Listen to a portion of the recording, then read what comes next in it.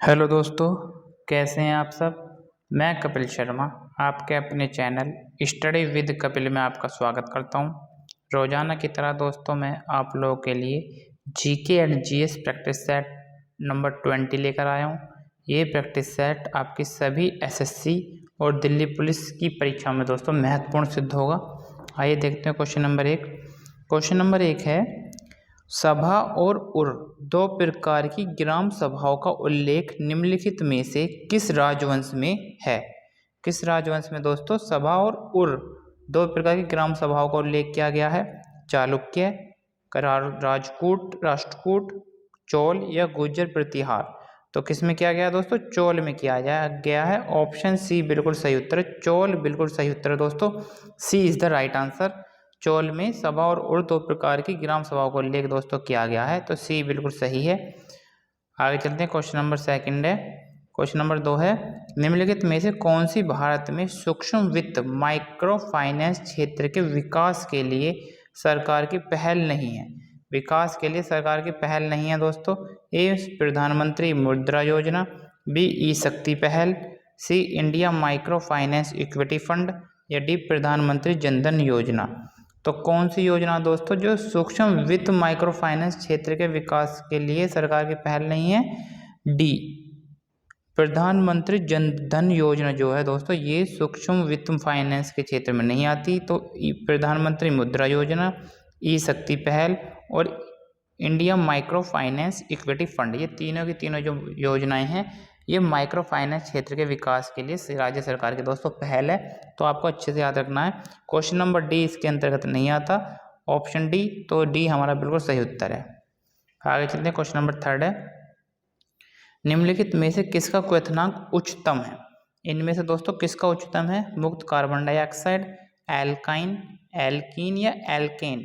तो इनमें से दोस्तों किसका उच्चतम है, एल्काइन का। किसका दोस्तों, एल्काइन का सर्वोच्च है।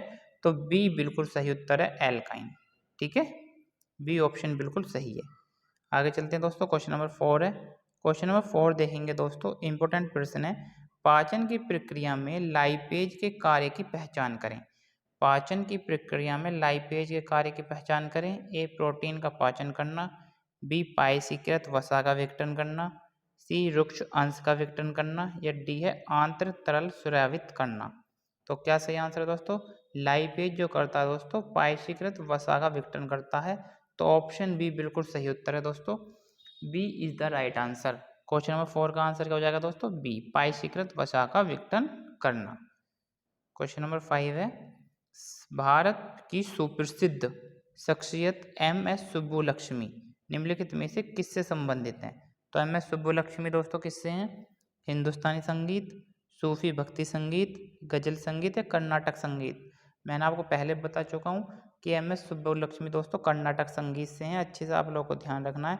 Option D is the right answer, Karnataka संगीत से। और कर्नाटक संगीत कहाँ का संगीत है दोस्तों, दक्षिण भारत का संगीत है। किसका, दक्षिण भारत का संगीत कर्नाटक है और हिंदुस्तानी उत्तर भारत का दोस्तों। ठीक है, अच्छे से आप लोगों को ध्यान रखना है। आगे चलते हैं, क्वेश्चन नंबर 6 है, हाल ही में जॉर्डन में आयोजित अंडर-20 विश्व कुश्ती चैंपियनशिप में लगातार 2 बार स्वर्ण पदक जीतने वाली पहली भारतीय खिलाड़ी कौन है। लगातार 2 बार स्वर्ण पदक जीतने वाली पहली भारतीय कौन है दोस्तों, प्रिया मलिक, सविता, अमित पंघाल या हर्षिता मौर्य। तो सही आंसर क्या है दोस्तों, अमित पंघाल। अमित पंघाल जो है दोस्तों पहली भारतीय खिलाड़ी कौन है, अमित पंघाल है दोस्तों। अच्छे से आप लोगों को ध्यान रखना है। कहाँ, जॉर्डन में आयोजित अंडर-20 विश्व कुश्ती चैंपियनशिप में लगातार 2 बार स्वर्ण पदक जीतने वाली है दोस्तों पहली भारतीय। ठीक है, अच्छे से आप लोगों को ध्यान रखना है, सी इज द राइट आंसर। आगे चलते हैं दोस्तों, क्वेश्चन नंबर 7 है, हाल ही में भारत पेट्रोलियम कॉरपोरेशन लिमिटेड ने अपना ब्रांड एम्बेसडर बनाया है। किसे बनाया है, राहुल द्रविड़, सचिन तेंदुलकर, विराट कोहली, वीरेंद्र सहवाग।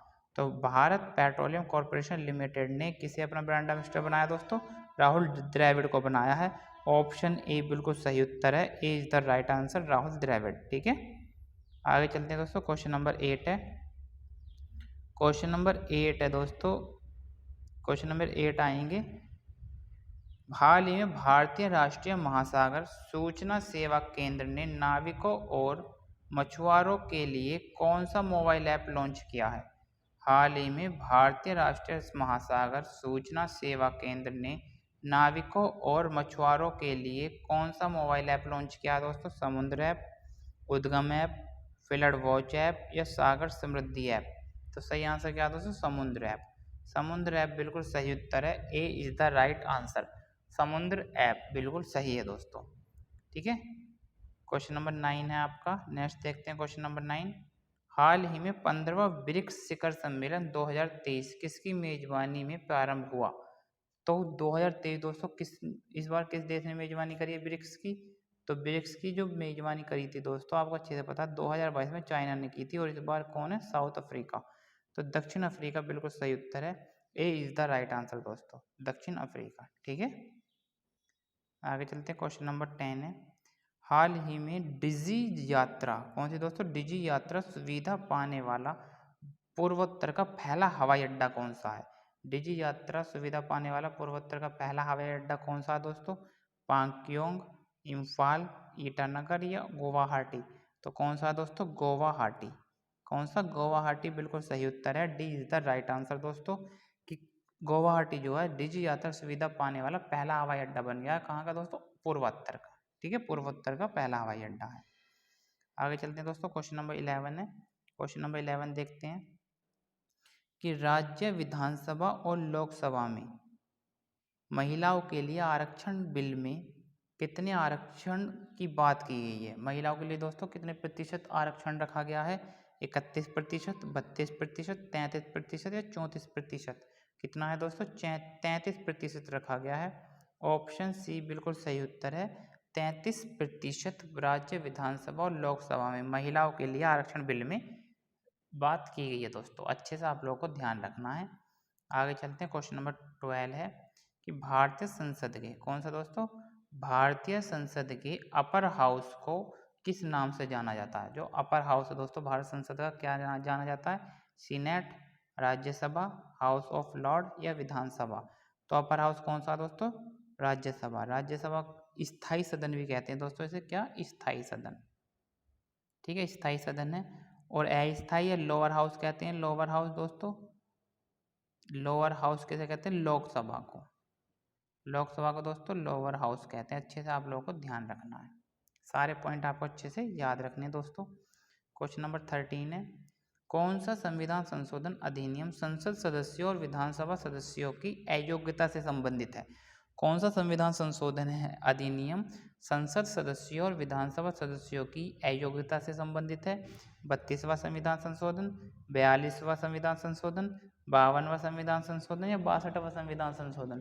तो सही उत्तर है दोस्तों 52वां संविधान संशोधन जो है वो संसद सदस्य, ये है संसद सदस्यों और विधानसभा सदस्यों की अयोग्यता का जो संबंधित संशोधन है वो आपका 52वां।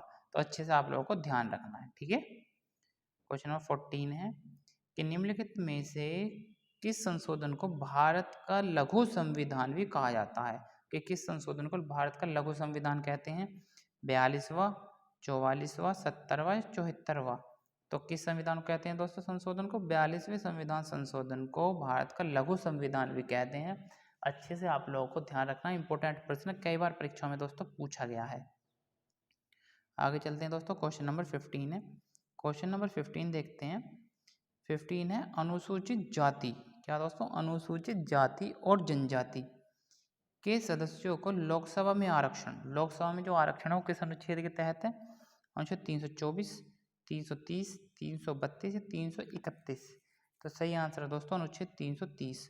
अनुच्छेद 330 के तहत लोकसभा में अनुसूचित जाति और जनजातियों के आरक्षण है दोस्तों।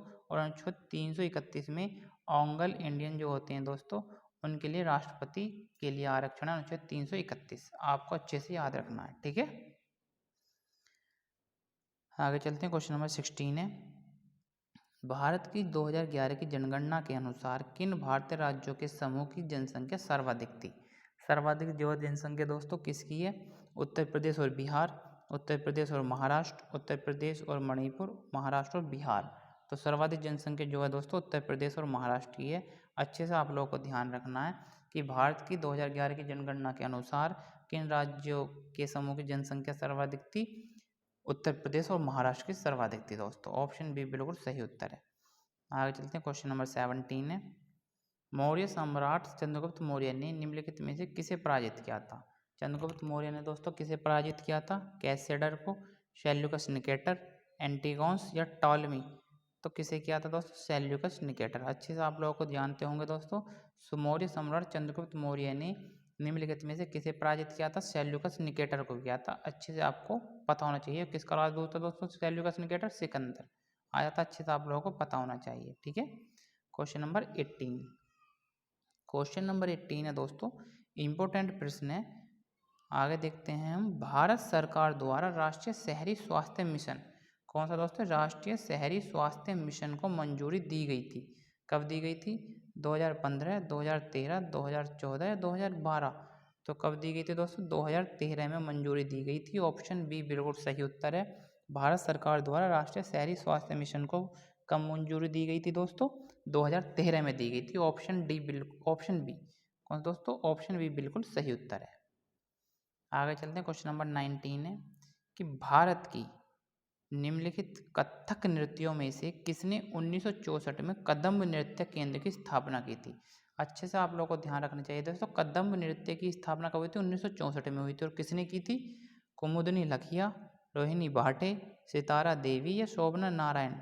और ये चारों चार किससे हैं दोस्तों? कथक से हैं। अच्छे से आप लोगों को ध्यान रखना चाहिए। तो कुमुदनी जो लखिया हैं, इन्होंने कदम्ब नृत्य केंद्र की स्थापना की थी दोस्तों। कब की थी? 1964 में की थी। अच्छे से आप लोगों को ध्यान रखना, इंपॉर्टेंट प्रश्न है दोस्तों। ये सभी प्रश्न दोस्तों एसएससी सीजीएल और दिल्ली पुलिस में आए हुए प्रश्न है। अच्छे से आपको ध्यान रखने हैं। आगे चलते हैं। मैराथन में तय की जाने वाली अधिकतम दूरी कितनी होती है?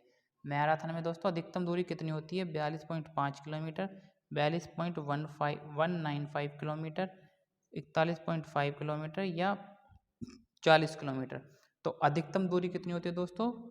42.159 किलोमीटर होती है। ऑप्शन बी बिल्कुल सही उत्तर है दोस्तों। Option B is the right answer. दोस्तों प्रैक्टिस सेट कैसा लगा जरूर बताइए। जिन दोस्तों ने मेरे चैनल सब्सक्राइब नहीं किया है वो मेरे चैनल को सब्सक्राइब और वीडियो को लाइक जरूर करें। ऐसी प्रैक्टिस सेट मैं आप लोगों के लिए लाता रहूँगा। मिलते हैं नेक्स्ट प्रैक्टिस सेट के साथ। धन्यवाद।